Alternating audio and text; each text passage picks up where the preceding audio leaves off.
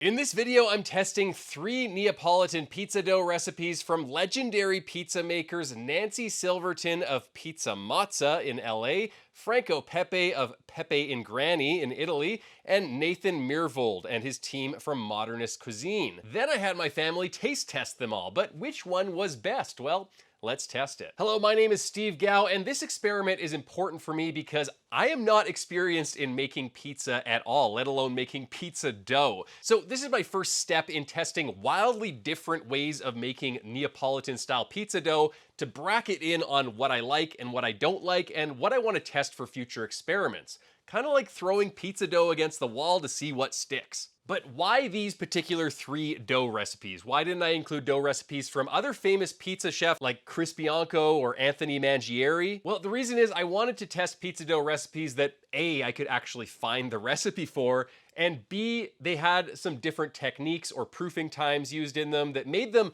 different enough that the results wouldn't all be the same. I chose Nancy Silverton's recipe because she's a James Beard award-winning and Michelin star chef famous for pizza. Her dough recipe has the longest fermentation time out of all of the recipes I tested, a high hydration rate, and it uses a sponge with added rye flour and wheat germ at the start to get things going. I got the recipe from Serious Eats, which got it from her cookbook, and then I looked at a Serious Eats interview with Nancy Silverton where she said that her actual proofing time and the whole process for making her pizza takes 3 days and not just 1 day like in her recipe. So I modified this recipe to be more like what she actually does in her restaurant. Now, in the video, Nancy says it's a 3-day process to make her dough, and that's important because in general, longer proofing times mean lighter and airier and softer dough, which I think is important for Neapolitan style pizza. And that comes down to how baker's yeast works, otherwise known as Saccharomyces cerevisiae.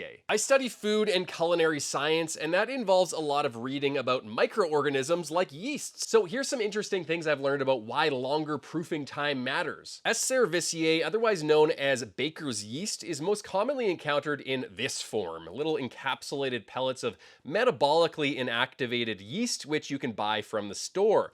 When you place the yeast in water or a wet environment like dough, it rehydrates and becomes metabolically active again, gobbling up the complex sugars in bread and producing alcohol and CO2 through a process called fermentation. It's the CO2 that we're most interested in for making pizza dough because over time it creates little air pockets in the dough and causes it to rise. This is also called proofing in the bread making world, and it's the reason we get those little air pockets and light, airy, and fluffy dough. Now, if we underproof the dough and we don't let the yeast do its thing and create a lot of CO2, then we don't get a lot of air bubbles and we get denser, chewier dough, which is not necessarily a bad thing depending on the style of pizza you're going for and your tastes. But in my opinion, for Neapolitan style pizza, we want that airy, fluffy, soft texture, which means we need a lot of CO2 production. So we need to allow some time for the yeast to produce that CO2 over time. And often what we'll see is the dough will actually double in size as it forms those CO2 pockets. And that's not all that's happening in dough. We're not just getting little pockets of CO2. The yeast is also transforming the actual texture and taste of the dough by gobbling up all of the sugars inside of it. And there's also some enzymatic breakdown happening within the dough that is weakening the gluten structure that keeps the dough elastic and chewy. So the end result is that we get a light and fluffy and soft dough rather than a dense and chewy dough. But how do we sufficiently proof the dough? Well, it depends on a lot of factors, which I'll just list on the screen right here. But the most important ones are the amount of the yeast that we initially add to the dough, the time, and the temperature. More yeast means more CO2 production because there's simply more yeast eating the flour and producing CO2.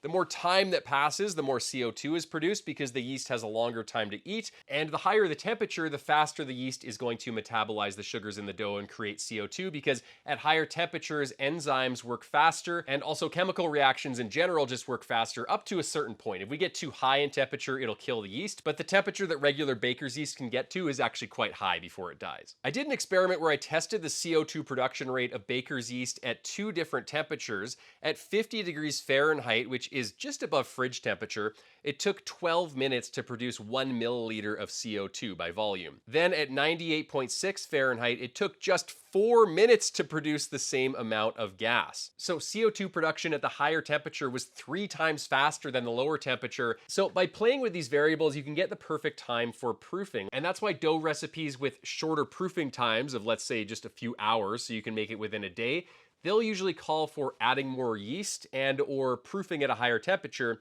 and recipes that call for longer proofing times of 24 hours or longer, they'll usually call for less yeast, and they might even have you put the dough in the refrigerator to lower the temperature. And that's why I was really interested in Nancy Silverton's dough recipe, because it calls for a total of 3 days of total fermentation or proofing time, which I thought was really interesting. I hadn't seen a recipe that was fermenting dough for that long, and that interested me a lot because in general what I found is I've tried a lot of same day pizza dough recipes. Maybe they'll call for a higher proofing temperature or a lot more yeast, but even with that I found that the ones that I ferment for at least 24 hours turn out way better. They're softer, they're airier, they're fluffier, and they're way better than all of the same day recipes I've tried. Next, I chose Franco Pepe's recipe. He is widely regarded as one of the best pizza makers in the world of Neapolitan style pizza. Now, he would say that his pizza is not Neapolitan style because his restaurant isn't in Naples, but I think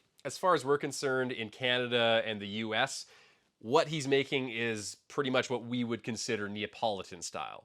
Franco's dough recipe stood out because of its shorter proofing time, use of double and single zero flour, and most importantly, the use of sourdough. Sourdough has natural yeast in it, which pretty much does the same thing that adding baker's yeast into our dough does, but it also has lactic acid bacteria in it, or lab for short.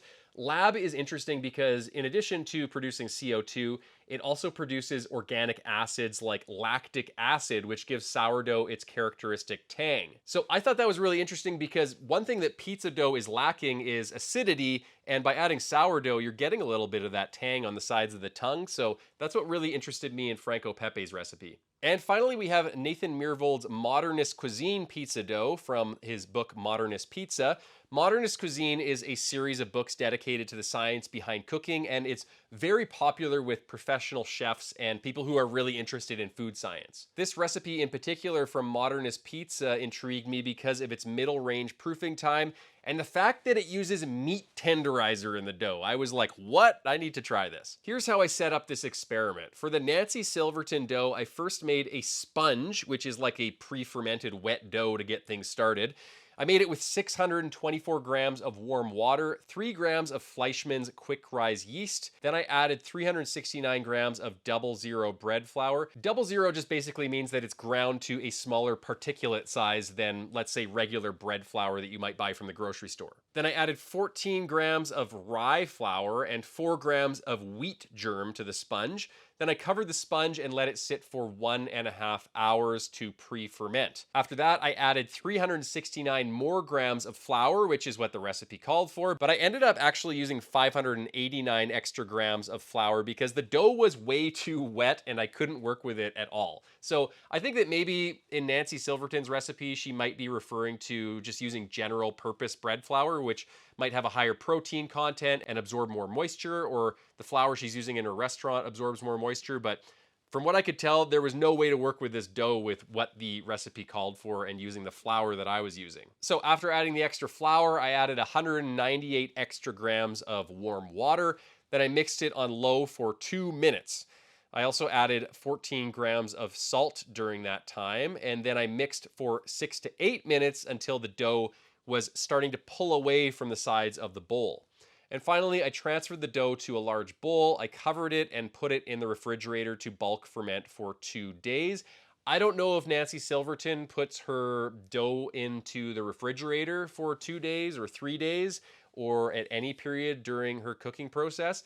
But I do know that I was kind of worried about just leaving my dough out at room temperature for 2 days just for food safety issues. And I also felt like it would probably overproof.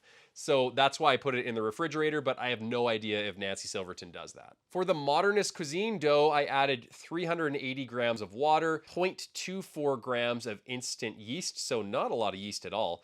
a little bit of meat tenderizer in the amount of 0.06 grams. So you will need a very precise scale, which, to be honest, nowadays you can just get for $10 off Amazon, but it's not going to be your regular kitchen scale. You have to get a really precise scale. This stuff is basically salt plus bromelain, which is a proteolytic enzyme. That means it breaks down proteins. Derived from pineapples, and it's used a lot for meat tenderizing. In the case of pizza, according to Modernist Pizza, it acts as a dough relaxer, so it makes the dough easier to work with. Then I added 610 grams of Caputo 00 flour, and I mixed it in the processor into a shaggy mass on low speed.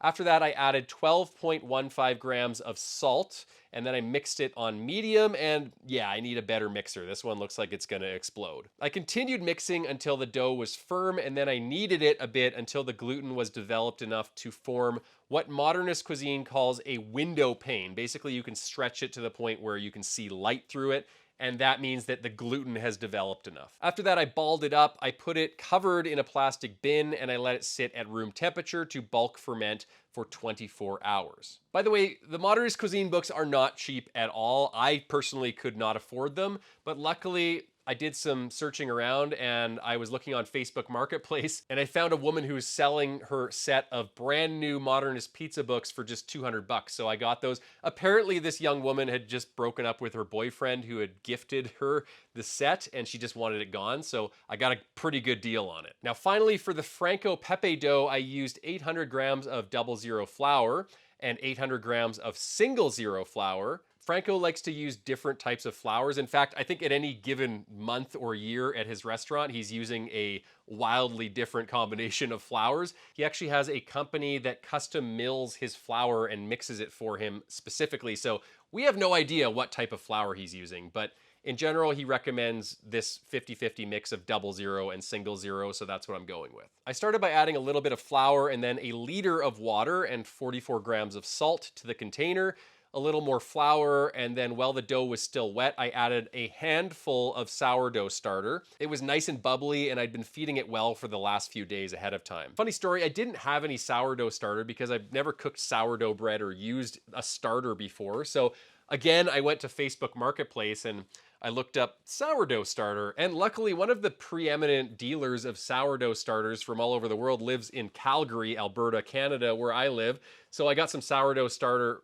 from her, and this sourdough starter is from Italy, actually. So I got something that was as close to authentically Franco Pepe as I could. She also gave me some 4,500-year-old Egyptian sourdough starter that, I kid you not, had been found in a clay urn in an Egyptian pharaoh's tomb. It was scraped out and then scientists brought it back to life, and now it's been distributed all over the world.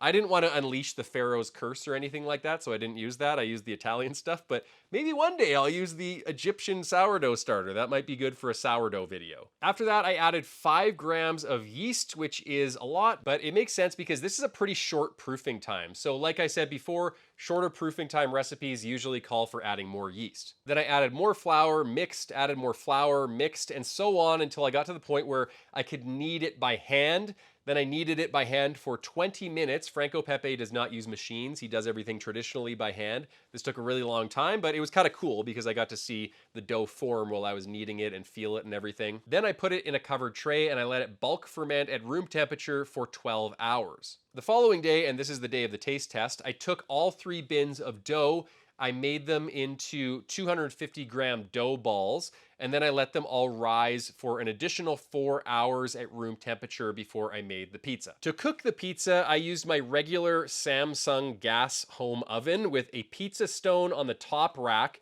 preheated at 550 degrees Fahrenheit for an hour. I know a real pizza oven would give different results, but I have a home oven at this time, so that's where I'm starting. Each pizza was dressed the same way with Rao's marinara sauce and Trestel mozzarella. I also coated the crust in olive oil to help it brown up in the oven because it's not very hot in the oven compared to a pizza oven. Then I transferred the pizza to the stone with a peel, and I immediately shut off the oven's bake function and I switched to broiling it on high. So I had the hot pizza stone cooking the pizza from below and I had the broiler cooking it from above to get more of that authentic crispy wood-fired type crust on top of the pizza. Otherwise, I baked it without the broiler and I don't get any blackening or darkening of the crust at all, and it looks kind of lame. It doesn't look Neapolitan style at all. What I've subsequently learned is that it's much better to leave the cheese off the pizza and cook the pizza a few minutes with just the sauce in the oven, kind of like par cooking it. And then you take it out and you add the cheese and finish cooking it. That way you don't burn the cheese. But to be honest, when the cheese is a little bit burnt, it kind of reminds me of like a French onion soup with all the white cheese on top and it's kind of burnt. And I don't really actually mind that. Maybe it might not be traditional, but a little bit of burnt cheese, it's kind of crispy and nice. Also, it's a little bit of an art knowing when to turn your broiler on and off. Maybe you don't want the broiler on for the whole time because you find that it is overcooking or burning the pizza crust too much. So you might just par cook the pizza with just the sauce on it, maybe with the broiler on at that time to crisp up the edges, then take it off, add your cheese, and then put it back in without the broiler on just to melt the cheese and then take it out, and that would be perfect. But it takes a little bit of experience and just knowing your oven. Your oven, if it's electric and has an electric range for a broiler, that's going to be a lot different than how my gas broiler works in my oven. So you need to know your oven, and it takes a bit of experience to figure out how all this works. But in general, the pizza still turned out pretty good in my opinion for a beginner like me. Now, as I cooked each pizza, I had my family do a blind taste test, and I tasted them too, but it wasn't blind for me, obviously, because I knew which one was which. And it turns out it's pretty hard to get everyone just to focus on the dough. My family got distracted by the sauce, the darkness and the burntness of the crust, how much flour was left underneath the crust. Some people described that as too baking soda-y. So obviously I left too much flour on the bottom and used too much on the peel. So this experiment had some severe control issues, and I think that can only be fixed really with more experience. As for results, my sister-in-law and I both preferred the Nancy Silverton's dough because of its lightness and softness and airiness. My wife and dad, on the other hand, preferred the exact opposite. They liked the modernist cuisine dough because it had a chewier and denser texture. And the Franco Pepe dough was in the middle with all of us. The Silverton dough came out with more bubbles in the crumb, like I said before, but they burnt easily under the broiler, and I think that was a big problem because it caused a lot of people to not like the burnt flavor. So if you only count the 3 blind testers that I used, then modernist cuisine came out on top, followed by Franco Pepe and then Nancy Silverton. But if you include my preferences, which albeit we're not blind, then you get equal scores across the board, which make the results pretty inconclusive. So here's my take after this experiment. First of all, the modernist cuisine and Franco Pepe doughs were a lot easier to work with than the Nancy Silverton dough because they were lower hydration. The Nancy Silverton dough was really sticky and I tried to get the peel under it, but it just launched the whole pizza into the air or just stuck to the peel. So next time, I think what I would do is get some flour on the peel, dress the pizza right on the peel, and then really quickly before it starts to get past all of that dry flour and stick to the peel, transfer it into the oven, and I think I'd have a really good result that way. The second thing is I liked the Nancy Silverton dough the best because it was airy, it was fluffy, it was soft. I thought it was as close to that Neapolitan traditional style as you could get in a home oven, and I think that's due to the higher hydration rate. So I think higher hydration rate, longer proofing time, definitely is the right direction to go for experiments for me in the future, for my preferences and what I'm aiming for. And finally, what I would say is a lot of this has to do with experience. It's not so much the dough as it is the pizza maker. Neapolitan style pizza should be thinner in the middle and droopy. It shouldn't hold a plank and be stiff like the one that I made. So it's a learning experience, and I think I'll get better over time. And as a result, I'll be able to do better and more accurate experiments in the future. But at the end of the day, I liked the Nancy Silverton dough the best. It had the airiest, softest, and lightest texture that I thought was closest to traditional Neapolitan style pizza, even though it was harder to work with. But I can get past that maybe by dressing it directly on the peel. So if you like light, airy crusts, I definitely think the Silverton recipe is worth it to try out. And like everything, it just takes a lot of practice, and you just have to keep at it and keep on improving. Thanks for watching. If you have any ideas for future experiments you'd like to see me do, whether it's with pizza or any other type of food, let me know in the comments section below. There will be more pizza experiments coming down the pipeline in the future. Thanks a lot, and until next time, keep experimenting and keep improving.